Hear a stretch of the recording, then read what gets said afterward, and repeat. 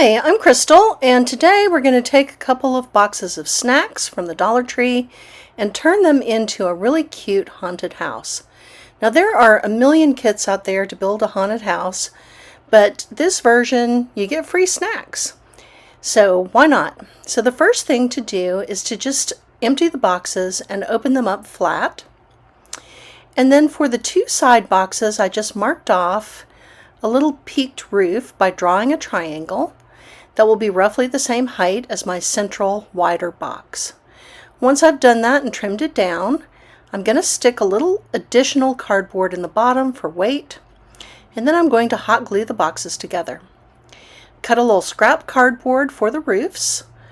It's just a rectangle of cardboard and a little hot glue that I'm sticking on there. I just had to hold the hot glue while it cooled off just a second. And then we're ready for some decoration after the roofs go on. So the process of building the little haunted house was really very easy. It's just these couple of snack boxes with a little bit of a roof attached.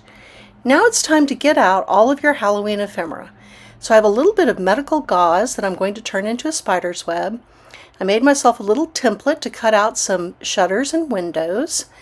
I've got some trim for the roof and some bars for the windows, a cat, some ghosts, a spider, bats, what have you. Whatever you have, this is your opportunity to get out all of your Halloween ephemera, or to get out your die sets, or to get out your stickers, and just go to town decorating the haunted house. So when I painted my haunted house, I painted with Tempura paint from the dollar store also, just because I work with paper decorations so often. But of course you can suit yourself. You could wrap the house in paper or paint with acrylic paint. But I really like the finish in this haunted house application because it's kind of chalky and distressed looking.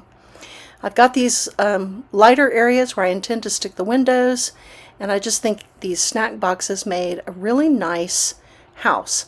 I glued on a few little extra pieces of paper for some bricks, and now I'm just going to attach all of my ephemera to make my haunted house. So here's the finished version. You can see my glowing green windows and my decrepit shutters, my cat, and my ghost. I made a tree with my branch punch, and I just free-handed the trunk. Then on the back I have some more windows with some bars on the window. Turned my gauze into a spider web, got a little bit of fencing glued to the bottom area of the house, and I think it just makes a really cute haunted house. Attached my bats to a little piece of wire, put a little trim on the top of the mansard roof, and we're ready to go.